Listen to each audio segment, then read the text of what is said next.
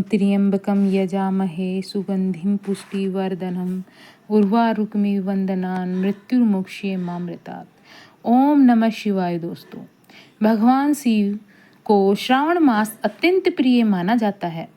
श्रावण में सोमवार के साथ साथ मासिक शिवरात्रि का भी विशेष महत्व माना जाता है।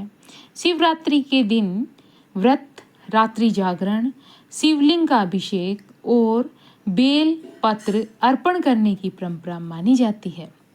शिवरात्रि के व्रत की कथा प्राचीन समय में बहुत समय पहले एक नगर में एक शिकारी रहता था। उसका नाम चित्रभानु था। वह वन में पशु पक्षियों का शिकार करने के लिए जाता और अपने परिवार का पालन पोषण करता था। एक दिन परिस्थितिवश उसके घर में खाने के लिए पर्याप्त अन्न भी नहीं था।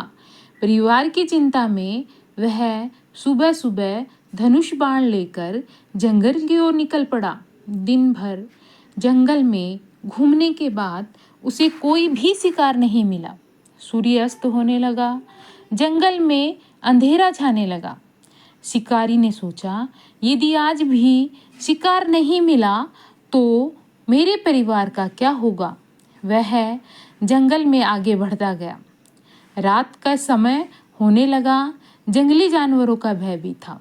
अंत में उसे एक वेल का वृक्ष दिखाई दिया। वह सुरक्षा के लिए उस वृक्ष के ऊपर चढ़ गया और रात्रि वहीं बिताने का निश्चय किया। उसे यह ज्ञात नहीं था कि जिस वेल वृक्ष के ऊपर वह चढ़ा हुआ है उसके नीचे भगवान शिव का एक शिवलिंग स्थापित है। रात में जागते रहने के लिए वह बेल की पत्तियों को तोड़ तोड़ कर नीचे गिराने लगा।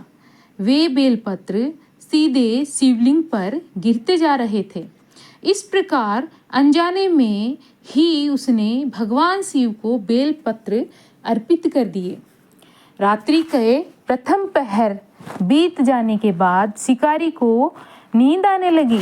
जागते रहने के लिए उसने वृक्ष की पत्तियां तोड़नी शुरू कर दी। कुछ पत्तियों पर ओस की बूंदें थी। वे बूंदें भी शिवलिंग पर गिरती रही।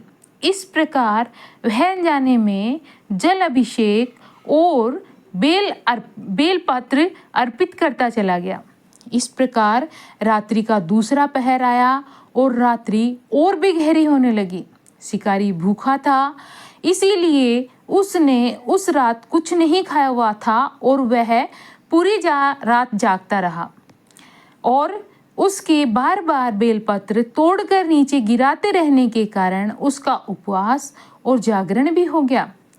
रात्रि का तीसरा पहर आया। तभी वहां पर एक हिरनी पानी पीने के लिए आई। शिकारी ने उसे देखा और अपना धनुष बाण उठा लिया। हिरनी ने बड़ी विनम्रता से कहा, हे शिकारी, मुझे अभी जाने दो। मैं अपने बच्चों को सुरक्षित स्थान पर छोड़कर वापस आऊंगी। शिकारी ने उसकी बात मान ली। हिरनी चली गई। कुछ समय बाद एक दूसरी हिरनी आई और उसने भी अपनी परिवार से मिलने की बात कही। शिकारी ने उसे भी जाने दिया। इस प्रकार उसके अंदर धीरे धीरे करुणा जागने लगी और रात्रि का चौथा पहर भी आ गया और रात्रि के अंतिम पहर में जो शिकारी था उसका पहले जैसा कठोर स्वभाव नहीं रहा। उसके मन में दया उत्पन्न हो चुकी थी। तभी वे हिरनियां अपने परिवार सहित उसके सामने वापस गई।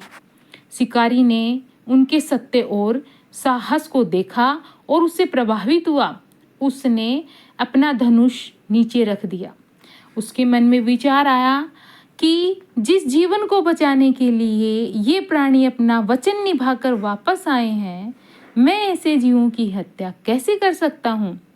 उसके हृदय में परिवर्तन हुआ और उसी समय भगवान शिव उसके सामने प्रकट हुए और भगवान शिव ने प्रसन्न होकर कहा, हे मनुष्य, तुमने इस रात्रि में अनजाने ही मेरा व्रत किया है और मेरा पूजन किया है। मुझे बेल पत्र अर्पित किए हैं, उपवास रखा है और पूरी रात जागरण भी किया है। और सबसे बढ़कर तुम्हारे हृदय में जीवों के प्रति दया भी उत्पन्न हुई है। भगवान शिव ने उसे आशीर्वाद दिया और कहा कि तुम्हारे सभी कष्ट हैं वो दूर होंगे और तुम्हारे अंदर धर्म और सदाचार की भावना उत्पन्न होगी। इस प्रकार अनजाने में ही जो शिकारी ने भगवान शिव का व्रत किया था, उससे भगवान शिव प्रसन्न हुए और उसके मन में सच्चा पश्चाताप और जागरण और करुणा उत्पन्न हुई। इस प्रकार हमारे शिवरात्रि की कथा है वो पूर्ण होती है। जय शिव शंकर।